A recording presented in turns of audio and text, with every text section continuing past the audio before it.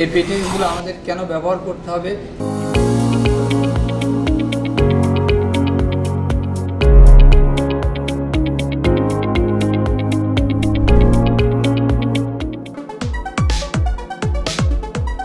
আসসালামু আলাইকুম, আমি মোহাম্মদ ইমাম হোসেন।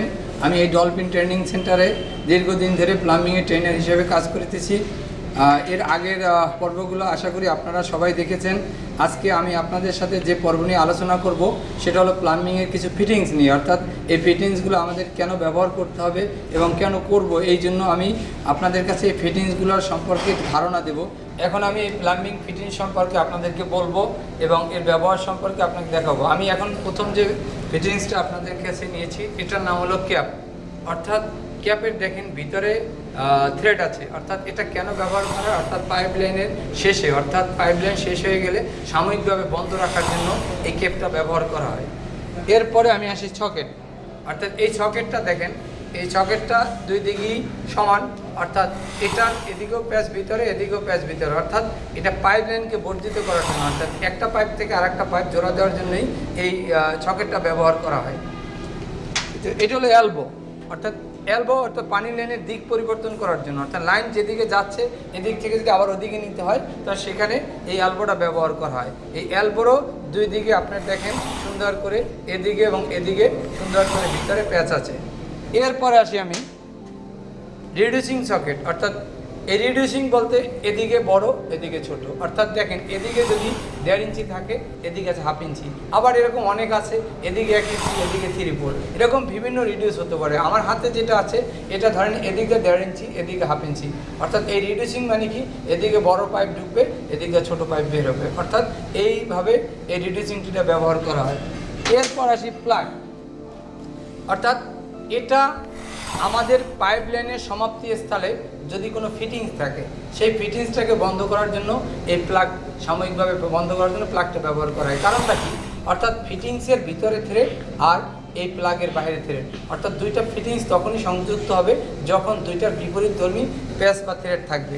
এখন আমাদের এখানে দেখা যাচ্ছে এইটার প্যাচ ভিতরে আর ওইটার প্যাচ ভিতরে, তখনই তো এটা জয়েন্ট দেওয়া যাবে। অর্থাৎ প্লাগও কোনো সাময়িকভাবে লাইনকে বন্ধ করার জন্যই ব্যবহার করা হয় যদি মাথায় কোনো ফিটিংস থাকে। এতক্ষণ আমি এই ফিটিংসের পরিস্থিতি সম্পর্কে আপনাদেরকে বললাম, এখন আমি এটার ব্যবহারটা দেখাবো। অর্থাৎ এই ব্যবহার দেখেন ক্যাপ কীভাবে ব্যবহার করা হয়। এই দেখেন আমি বলছিলাম মাথা বন্ধ করার জন্য ইন ক্যাপ, অর্থাৎ এই পাইপটা দেখেন সে মাথায় এটা বন্ধ করার জন্য, অর্থাৎ এটার মাথায় যদি এটা দিয়ে রাখি তাহলে এখান থেকে আর পানি বের হবে না। ভবিষ্যতে যদি লাইনটা নিতে হয় এই মাথাটা খুলে লাইনটা নেওয়া যাবে, অর্থাৎ এই ক্যাপটা এই কারণে ব্যবহার করা হয়। এরপর সকেটটা দেখেন, আমি বলছিলাম দুইটা লাইন নেওয়ার জন্য, দেখেন এই এদিকে একটা লাইন আমি যদি দেই এই সকেটের, এই এদিকে একটা লাইন দিলাম, আবার এই লাইনটা বর্ধিত করতে হলে আবার এদিকে একটা লাইন, অর্থাৎ এই দুইটা লাইন এরকম যত পাইপ লাইন যাবে তত লাইন বর্ধিত করার জন্য এই সকেটটা ব্যবহার করা হবে। অর্থাৎ এর মাথায় আরও সকেট দিয়ে অনেক বড় বড় লাইন নেওয়া যাবে, অর্থাৎ লাইন যত দূরে যাবে যত দূরত্ব হবে লম্বা হবে তত মাঝখানে সকেট ব্যবহার করতে হবে। অর্থাৎ এই সকেটটা এই লাইনকে বর্ধিত করার জন্য ব্যবহার করা হয়।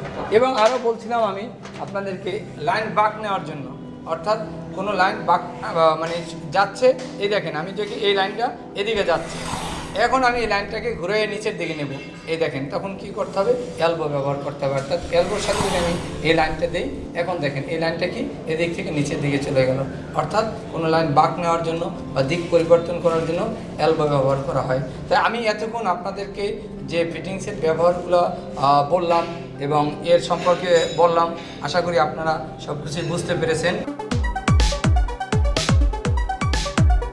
আমি এখন আপনাদের একটু সাফল্য কথা বলবো। আসলে এই প্লাম্বিং কাজটা আগে মানুষ তেমন করতে চাইতো না, আসলে জানতো না। এখন আমাদের এই প্রত্যেকটা ট্রেনিং সেন্টারে আমি দেখছি, আমি বিগত দিন মানে এখানে ট্রেনিংয়ে অবস্থায় থাকা অবস্থায় অনেক স্টুডেন্ট এখানে আসে যারা এই প্লাম্বিং কাজ শিখতে চায়। তখন আমি জিজ্ঞাসা করতেছি যে আসলে আপনারা কেন এই কাজটা শিখতে চান, তখন তারা বলেছে স্যার এই কাজটার প্রচুর ডিমান্ড, অর্থাৎ আমরা এখন বিদেশে যতগুলো সার্কুলার আছে বা যেখানেই যা পাচ্ছি তার ম্যাক্সিমামই প্লাম্বার হিসেবে চাচ্ছে। অর্থাৎ কানাডাতেও প্রচুর প্লাম্বারের চাহিদা, অস্ট্রেলিয়াতেও চাহিদা, অর্থাৎ কারণ এই অস্ট্রেলিয়া এবং কানাডাতে প্রচুর ধরনের প্লাম্বিংয়ের কাজ হয়, যেখানে এখন শীত প্রধান দেশ সেখানেও প্লাম্বিংয়ের প্রচুর কাজ হয়। অর্থাৎ এই প্লাম্বিং কাজটা করতে গিয়ে অনেকেই দেখা যায় সেখানে হাই স্যালারিতে অনেক বেতনে কাজ করে। আমার হাতের অনেক লোক আছে যারা এখন বিদেশে গিয়ে অনেক টাকা বেতন পায়, যারা এখন বাংলাদেশের অনেকেই তারা বলে এই প্লাম্বিং কাজ শেখার জন্য। তাই সেই উক্তিতে আপনারা আমার এই বিগত দিনে এরকম অনেক আছে যারা এই কাজ শিখে এখন তাদের উচ্চতার শিখরে পৌঁছে গেছে এবং তাদের কাজ করার অনেক এক্সপিরিয়েন্স হয়েছে এবং এখন এই কাজটা তার মনোযোগ সহকারে সেখানে করতেছে। তাই আমি আশা করি যে আপনারা এই গল্পের মাধ্যমে আপনারা বুঝতে পারছেন যে কাজটার কতটুকু ইম্পর্টেন্ট। তাহলে আপনারা এই কাজটা যদি শিখেন তাহলে আপনাদের ওই বিদেশ যাওয়া বা যে কোনো জায়গায় যাওয়া বা কাজ করা খুবই সহজ হবে। তাই আশা করি আপনারা পরবর্তীতে মনোযোগ সহকারে এই কাজটা শিখবেন। প্লাম্বিং সম্পর্কে জানতে হলে আমাদের সাথেই থাকুন এবং এই চ্যানেলটি সাবস্ক্রাইব করুন এবং এই ভিডিওগুলো বেশি বেশি শেয়ার করে অন্যকে দেখার সুযোগ করে দিন।